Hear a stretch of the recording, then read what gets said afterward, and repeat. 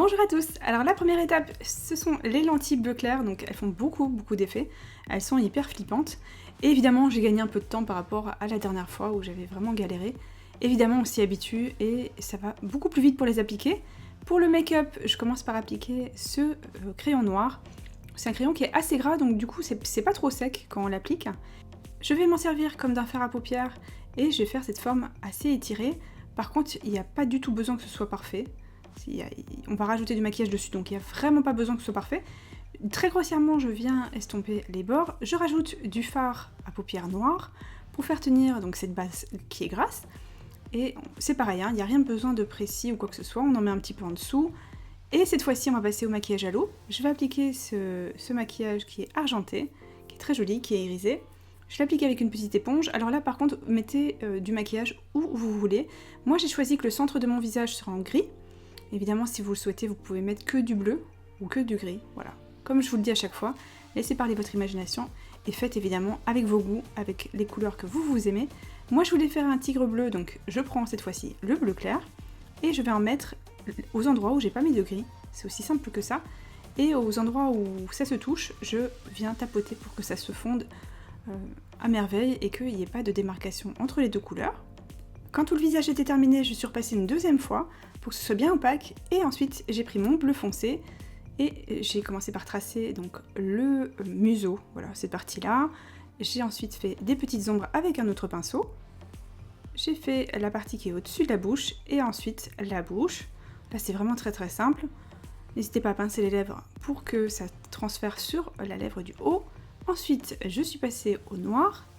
J'ai fait cette fois-ci la partie du museau en noir, et là c'est assez simple, et je suis remontée pareil pour faire un peu d'ombre.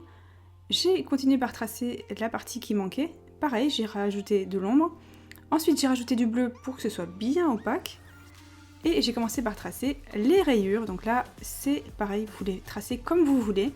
Moi je me sers du pinceau pour faire des traits assez fins sur l'extérieur, et à l'intérieur j'appuie bien sur mon pinceau. Du coup au milieu ça fait une forme qui est beaucoup plus épaisse, et ça fait vraiment un contraste entre la finesse des bords, vous voyez ce que je veux dire, des rayures, et l'intérieur qui est beaucoup plus épais. J'en rajoute aussi au-dessus de ma forme noire, vous voyez, c'est pour ça que je vous disais qu'il n'y a vraiment pas besoin que ce soit parfait. Et je fais la même chose en dessous des yeux. Maintenant je vais rajouter du noir, alors c'est une étape qui n'est pas du tout obligatoire, je vous explique pourquoi.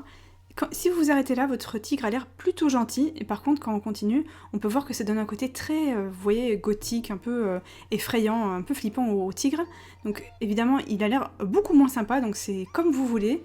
Ensuite, je rajoute du blanc, donc je commence par faire les petites dents. J'ai pas fait de contour aux dents parce que c'était volontaire, je voulais des petites dents mignonnes, toutes blanches. Et ensuite, j'ai rajouté un petit peu de volume au niveau des rayures, tout ça, en rajoutant un peu de blanc par-dessus. Vous voyez, ça donne un côté encore plus flippant, moi je trouve. Cette fois-ci, je repasse au noir et je vais rajouter des petites taches. C'est pareil, c'est pas du tout obligatoire. Ça permet de remplir un petit peu les petits espaces et je trouve que ça donne un côté assez sympa. Évidemment, c'est pas obligatoire, en fait, selon vos goûts, il n'y aura aucun problème. Je passe au mascara parce qu'évidemment, il est hors de question qu'on voit mes cils ou qu'il y ait du maquillage dans les cils, il faut qu'il soit bien noir. Et cette fois-ci, je passe aux paillettes. Donc, comme je vous ai montré dans mon maquillage Sugar Skull, je mouille les lèvres avec du maquillage, mais un peu plus d'eau que d'habitude. Et j'applique immédiatement mes paillettes en pressant bien mon pinceau, ça me permet qu'elles tiennent bien.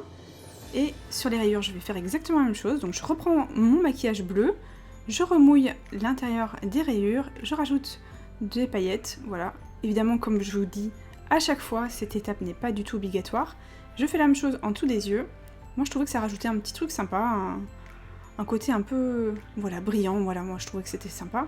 J'ai fait la même chose sur les yeux, donc j'ai rajouté des paillettes noires. Vous pouvez aussi rajouter des paillettes transparentes ou bleues, ça ira très bien aussi. Pour terminer le look, j'ai mis ma perruque noire et je trouve que ça fait encore plus d'effet, ça fait beaucoup de contraste.